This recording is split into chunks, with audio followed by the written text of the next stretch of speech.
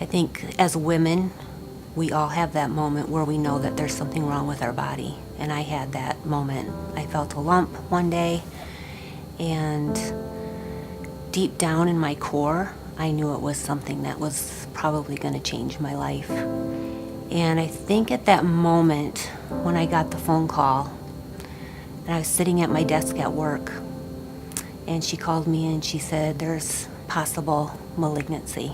And I don't know why, but I grabbed a Post-it note and I wrote it down. And I just thought, I can't believe this is happening to me.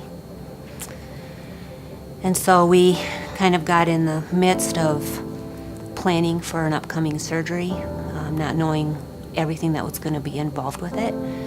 But we also had on the horizon a wedding of our son. And so we postponed my surgery until after that wedding was over because we wanted that to be a joyous celebration. So we headed to Minneapolis for that wedding the end of June, and we had just the best time. We ended that weekend coming back to Sioux City on a Sunday, and that next Tuesday we were supposed to be in Sioux Falls for my surgery.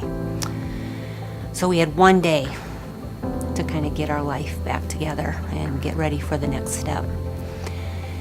And we went to bed Sunday night, and we got a call in the middle of the night that my dear dad had passed away. And it just kind of stops you in your tracks. I mean, we kind of already felt like our life was in crisis. And now my mom, she's been married to my dad for 50-some years, and she has to go through this. We didn't think that we were going to need to go through any additional treatments, but as time went on, the test results came back further that chemo and radiation were going to be in my future as well. So we started on that course in the fall, did chemo until December, took a month break, and then we started up with radiation for 6 weeks in February. Did the reconstruction surgery late spring, and I thought, here we go, we're done. And I was still feeling super fatigued. And so I kind of transitioned from a cancer diagnosis into some serious liver issues. And so it's like this journey is not over. It's not over. So we ended up going to Rochester for 3 procedures, getting that taken care of. And so by the time we started our journey until the time that I was really feeling well, it was almost close to 2 years.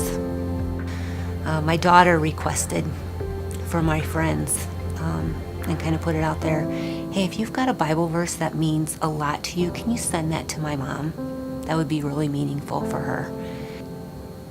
Those verses and the promises that God gave me, that He's never going to leave me, that He knows what I'm going through, that He loves me intimately.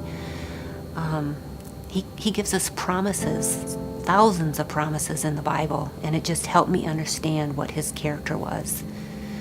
And so for me, it just kind of kept everything in perspective. I had a couple of really good friends who were going through cancer treatment at the same time that I was, and God's purpose for their life wasn't the same as mine. You know, they're now living eternally with Him. And so the promises that He gives one person are different for each one going through a different situation. You know, they had the promise of eternal life granted to them. We're not guaranteed a life without trials. And so the prayer for me and my family was, you know, come into our life. Let this be your will. Let there be something that can be glorified and magnified about this whole situation to you. And, you know, it's not about us. So many people would come up to me and start asking me questions about, you know, what did you do when you felt like this? Or just so many questions. And it was just really impactful for me to come alongside of people who were struggling, especially in the early stages of a cancer diagnosis, because there's so many uncertainties. B.J. Van Kelsbeck, he's our pastor of congregational care, came to me and 2 other gals and asked if we would be interested in starting a cancer care ministry. And I think the answer was absolutely yes. Sign us up. When do we start?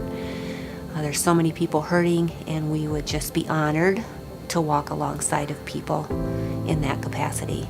So I think the mental part of it is, for me, it was really difficult to keep an attitude of gratitude through the whole entire process. You're not feeling well. You're faced with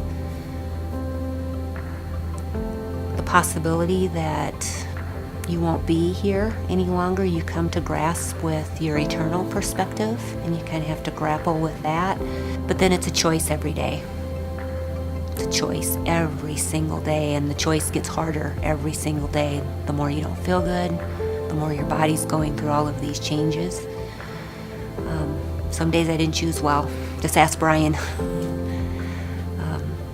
But you have to keep coming back to, what am I grateful for today? I can get through today. What am I gonna be grateful for today? There's always something you can find if you look hard enough.